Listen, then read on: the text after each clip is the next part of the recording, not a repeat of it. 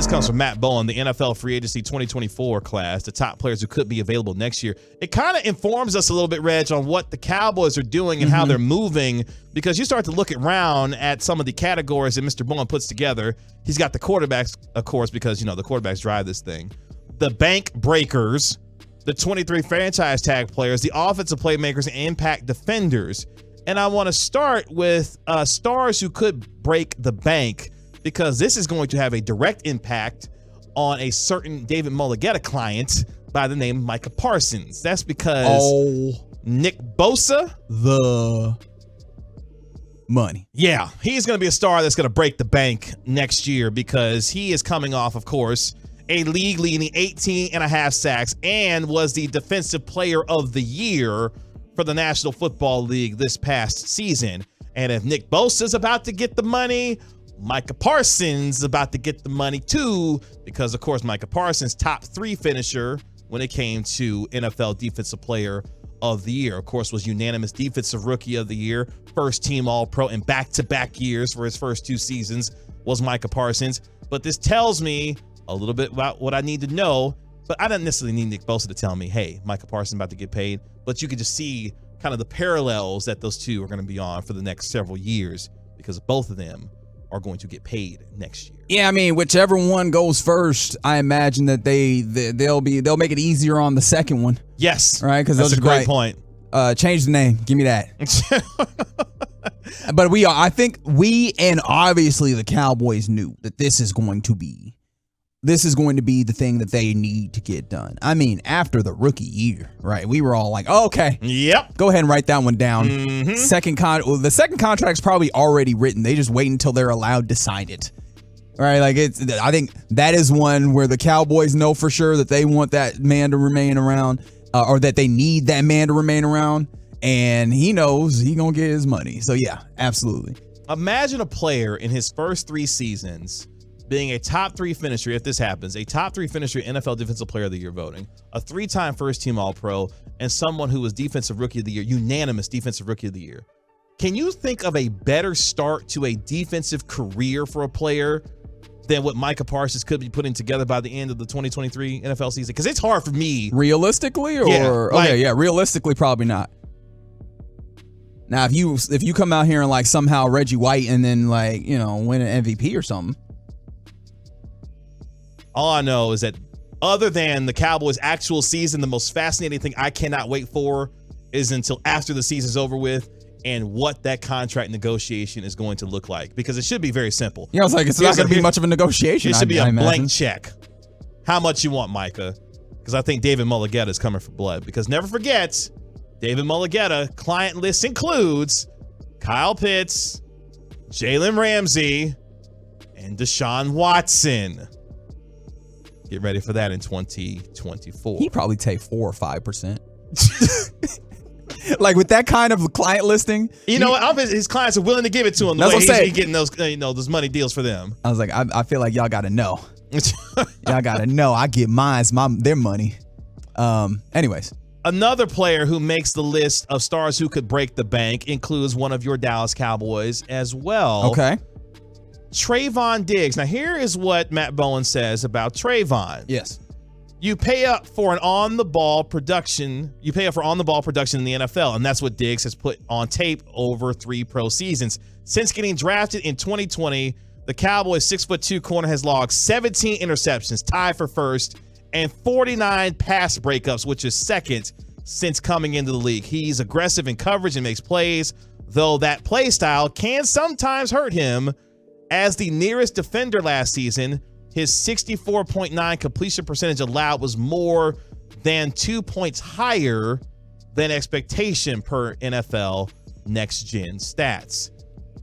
Now, what's interesting about Diggs is that he was a second-round pick, which means he's going into the final year of his rookie deal. No fifth-year option. With no fifth-year option. Right. So if the Cowboys don't do a long-term deal with him this offseason, he gets to walk into NFL free agency next year, and the Cowboys could tag him. But if you do so, we're talking about to the tune of upwards of $19 to $20 million for the tag for which a is corner. That's not advisable.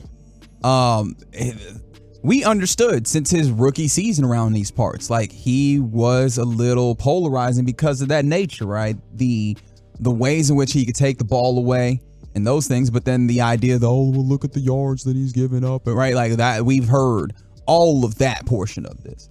I wonder how the Cowboys as an organization feel about it. I mean, obviously right now it behooves you to just be like, yo, this is our guy. We rock with him. We like it. I wonder, and I imagine that the negotiations at that point will tell us a lot. And how they go about this will also tell us a ton. But yeah, that's an interesting one, because I imagine the man that you're going to mention next is one that they are all sold on, right? Micah Parsons, they are 100% sold on. There's a third, like this third guy makes it really interesting to see, you know, how the Cowboys, how much of their money, how much of the pie they're willing to slot within these three players and then filter around. Although the way that they've gone about this free agency makes it seem like they have made sure to not put anything on the books past that point where they know they're going to have to pass some money out. There it is. So I do wonder how, you know, again, I think this is the one. This one is the one where I'm like, yo, I'm intrigued to see how they feel about him. And I see your point, A0A. Thank you. Aaron Donald, yes, had a terrific start to his career. Micah Parsons on that same particular track right now as well. But you hit on something that I think is very important with the way that they've restructured a couple of these deals already, with restructuring Brandon Cooks' contract. Well, I hadn't even considered the restructures, but you're right. Going into this upcoming year, keeping open the financial flexibility going into next year because of the big ticket items that come along with, if you're going to be doing a new deal for CeeDee Lamb, or you're going to be doing a new deal for Micah Parsons, which I'm guaranteeing they're going to be doing a new deal, because any agent worth a damn is not going to allow his player to play on his rookie deal after the 3 seasons that Micah Parsons is potentially about to put together. And then Trayvon Diggs, when it comes to what he's done in intercepting the football, because here's my whole point on with the Trayvon thing. Yes. If you're unwilling, Dallas, to pay the dude that actually does the thing that you lamented that Byron Jones didn't do in terms of turning over the football, right? What are we really doing here? Because that man deserves to be paid, no matter how you may feel about him and some of his aggressiveness, getting caught on double moves from time to time. What he does is break up passes and he intercepts the football. And I pay dudes like that a premium because they cover their tail off. I don't mind paying Trayvon Diggs the kind of money that it would take if it means a top 5 corner salary in the NFL. I hear you. I think that they have gotten to a place where they might be a little worried about those deals, you know, paying the big time money to maybe like the not wholly perfect individual. And I don't mean individual like as a person. I'm not getting into that dude's personal life. I don't know him, right? But just like a player, right? Not perfect player. And then at the backside getting like whooped behind it, like, yo, look at what this, because like that's the type of thing that can turn bad on you if you're not careful, right? Is a guy who is known for takeaways. What happens if he does not give you takeaways, right? Like, and obviously he's been capable of doing that. He's been a very good cornerback.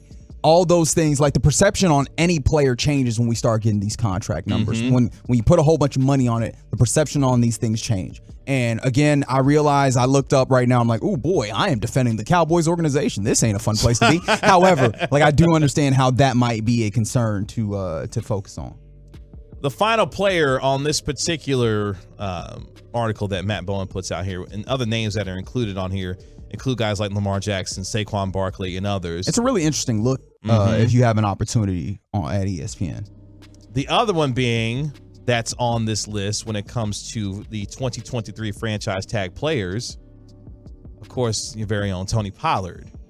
Now, here's what Bowen writes on Pollard. Pollard posted 1,474 total yards in a rotational role for Dallas this past season.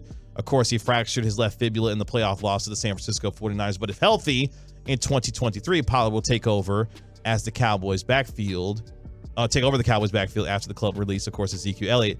And he has the traits of a number 1 back with big play juice and formation flexibility in the passing game. I'm interested because the Cowboys could be in position to take a running back in this year's NFL draft, which I think they will do, most likely in the 2nd round, because I don't think Bijan Robinson will be there by the time you get to number 26. Although I did see our friend Charles McDonald at Yahoo put out a new mock draft today where he has Bijan Robinson making it that far. And further to the Eagles at 30. So could you imagine if the Eagles were able to pass up Bijan at 10, but then come back later on in the first round? How sick would this fan base be? How sick, right? Because that means the Cowboys would have passed on Bijan Robinson. Correct. The Buffalo Bills would have passed on him. Yep. And that means he would have got to Philly at 30. That's nasty work. Anyways, sorry, I did that just for the lulz, for the laughs. That's boy. But yeah, no, I look, I'm not sure that he will be there for the taking. But yes, I could see them drafting a running back because again, you don't have a running back that I feel great about being here for an extended period of time. Even with Tony Pollard coming back this year. That's right. So what he could be making in what was a reduced market this year in the NFL free agency class for running backs, you see Tony Pollard hurry up and sign that franchise tag.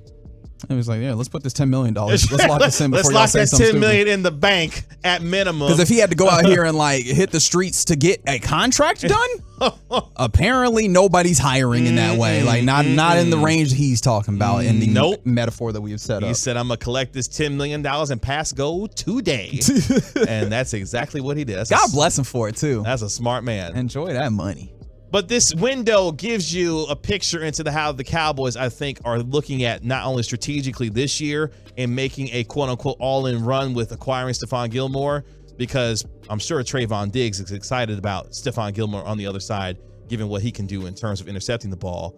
But this team, I think, has a financial eye toward its future because big-ticket items are coming down the pike, namely Micah Parsons going into after this upcoming season. And you're comfortable with that because again, like, sometimes fans can be a little upset when you can tell that an organization is of two minds and they're making moves. And I think that in some ways has made the fans happy is that they're doing things to clearly make them better for this year, while also very, very evidently considering what's going to happen next offseason, what they are going to do to continue to build their team, which sometimes doesn't flow well, but you seem to be good with it.